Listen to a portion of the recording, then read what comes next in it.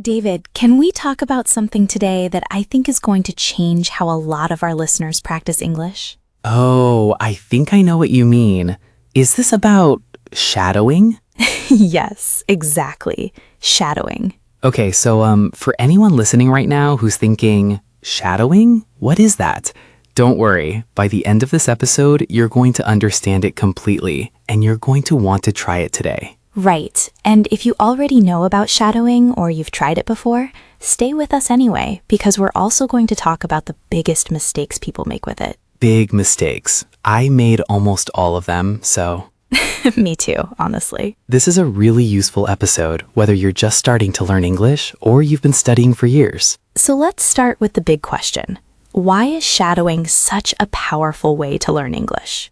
Okay, so shadowing is when you listen to someone speak, maybe in a podcast, a video, a movie, and you repeat their words at the same time or right after them. You're trying to copy or mimic their voice. And mimic just means to copy someone, their sounds, their voice, the way they talk. Exactly. And I'll be honest, when I first heard about this, I was skeptical. Skeptical means you doubt something. You don't really believe it will work. Right. I thought, how can repeating someone else's words make me speak better? That sounds too simple. But then, But then I tried it, and wow, it was completely different from what I expected. tell them what happened. So I was listening to a podcast just for practice, and I decided to repeat what the host was saying, just for fun, really. At first, I was fumbling over the words. Fumbling means struggling or making mistakes because something feels difficult or clumsy. Yes, my mouth just couldn't keep up, but I kept going, and after a few days, something changed. I wasn't only learning new words anymore. I was learning the flow, the rhythm. That's such an important point. Shadowing isn't only about vocabulary. It's about how words connect together in real conversation, the rhythm, the music of the sentence, where the voice goes up and down. Right, the intonation. Yes.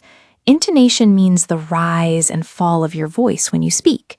It's what makes a sentence sound like a question, or a statement, or even excitement. And here's something interesting. Shadowing also trains your ears. When you shadow, you start to notice small things you normally miss, like how native speakers connect words together or drop certain sounds completely. Can you give an example? Sure. Instead of saying, "What are you doing?" clearly, word by word, a native speaker might say something closer to, "What you doing?" Yes, that happens all the time, and it can be confusing for learners. Exactly. But once you shadow enough real English, your ear starts to catch it naturally. I remember shadowing a short talk from a speaker I really admired, and after a few days of practicing it, I noticed I was speaking with more energy, more confidence. It almost felt like I had borrowed a little bit of her style. That's a great word, mirroring. When you copy someone's behavior or their way of speaking, we call that mirroring.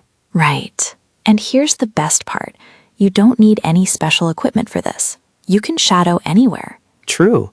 While you're cooking, while you're walking, while you're commuting to work or school. Commuting means traveling regularly between two places, like your home and your job. I used to shadow while waiting for the bus. People probably thought I was talking to myself. Honestly, same. But it's such a productive way to use time that would otherwise just disappear. Right. So to sum up why shadowing works, it helps you live the language, not just study it. You're not memorizing rules. You're experiencing English the way it actually sounds. It's a little like learning to dance. You're not just watching the steps from far away. You're moving your own body, feeling the rhythm. I like that. Okay, now that we understand why shadowing works, let's talk about how to actually do it. David, when you first started, how did you approach it? Well, at the beginning, I just repeated whatever I heard, with no real system. It worked a little, but not very well. Later, I learned there are two main styles of shadowing: focus shadowing and on-the-go shadowing. I think you're more of a focused shadower, right? Yes, definitely. For me, I choose a short clip, maybe 1 or 2 minutes long. I play a sentence, I pause, and then I repeat it out loud. I focus closely on the pronunciation, the rhythm, and even the energy of the speaker. That's perfect for when you have time to sit down and really concentrate. I actually prefer on-the-go shadowing. I'll listen to a podcast while I'm walking, and I try to repeat what the speaker says in real time without stopping. Both methods are useful, but for different goals. Focus shadowing helps you fix specific problems, tricky sounds, or intonation patterns. And on-the-go shadowing helps with something else, fluency, getting comfortable with the natural flow of English. Here's an example. When I was shadowing a podcast about travel, I noticed how native speakers connect words.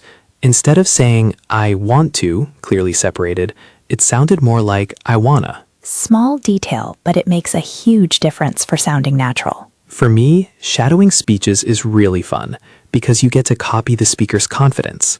It's almost like borrowing their charisma. Charisma means a special charm that makes someone attractive, exciting, or inspiring to listen to. Exactly. I once shadowed a motivational speaker, and by the end, I felt like I could give the speech myself. That's amazing.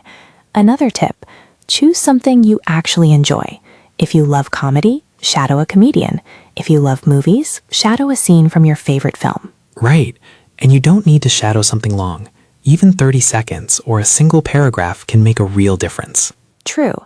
And remember, you can slow the audio down if it feels too fast. Most apps let you control the speed. So whether you're on the move or sitting quietly with full focus, the real key is consistency. Even 5 minutes a day can create a big change over time. It's all about showing up regularly and trusting the process. Okay, so shadowing sounds wonderful, but like any technique, it only works if you're doing it correctly. Let's talk about some common mistakes. Oh, I've made plenty of these. The biggest one, trying to do too much too soon. What happened? When I first started, I thought, why not shadow an entire 20-minute talk? That did not go well. I did something similar. I tried shadowing a full episode of my favorite show. By the end, I was out of breath and completely lost. Shadowing isn't a race. It's about starting small and focusing on quality, not quantity. Exactly. A 30-second clip can do far more good than a whole episode you can't keep up with. Another common mistake, shadowing on autopilot. Autopilot means doing something automatically, without really thinking or paying attention. Right. If you're only repeating the words without listening for the rhythm, the stress, or the emotion, you're missing most of the value. I used to do exactly that. I focused so much on saying the words correctly that I completely ignored how they were being said. And that's really half the learning. Here's another big one, expecting perfection immediately. Oh, this one is so common. I used to get frustrated when I couldn't match the speaker exactly. But mistakes actually show you what needs practice. They're not a failure. They're useful information. I remind myself often, progress, not perfection. It's about moving forward, not getting everything right the first time. And here's one more mistake, choosing material that doesn't interest you. Oh, I did this once. I tried shadowing a very dry business report. It was painful. If the content doesn't excite you, you won't want to continue. So always pick something you genuinely enjoy. A podcast host from India whose voice you admire, a movie scene, a favorite song, anything that pulls you in. The more you enjoy it, the more naturally you'll keep practicing. All right, now let's talk about how to make shadowing as effective as possible. David, what's your top tip? For me, it starts with choosing the right material. Pick a speaker whose voice you admire, or content that genuinely excites you. I'll add this. Don't be afraid to slow the audio down. If it feels too fast, reduce the speed. This helps you catch small details, like where the stress falls in a sentence. Great tip. Another one, record yourself while shadowing. Oh, this one feels a little uncomfortable at first. It really does. But when you listen back, you notice things you didn't catch while speaking, like missing sounds or awkward rhythm. It's a little embarrassing, but incredibly useful. Here's another tip. Set small, specific goals for each practice session.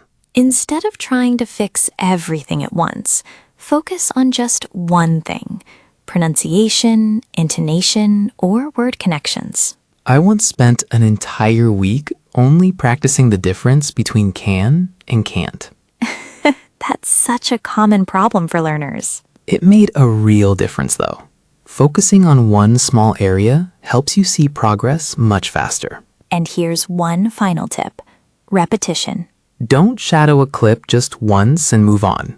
Repeat it several times. The more you repeat, the more natural it starts to feel. I once shadowed a short movie scene every day for a week. By the end, I could say it with the same rhythm and confidence as the actor. That's incredible. Okay, so to summarize, choose material you love, slow down when needed, record yourself, set small goals, and repeat, repeat, repeat. And most importantly, have fun with it. Shadowing should feel enjoyable, not like a boring task. The more you enjoy the process, the more motivated you'll stay. So today, we talked about why shadowing works, how to actually practice it, common mistakes to avoid, and tips to make it even more effective. The main idea is simple. Shadowing helps you feel English, not just study it. It trains your ear, your mouth, and your confidence, all at the same time. So here's your homework. Choose a short clip today, just 30 seconds, and try shadowing it. Don't aim for perfection. Just start. If you enjoyed this episode, please subscribe to English Talking Today. Give this video a like and share it with a friend who's learning English too. We'll see you in the next episode, where we'll keep helping you grow more confident, one conversation at a time. Thanks for listening, and remember, progress, not perfection. See you next time.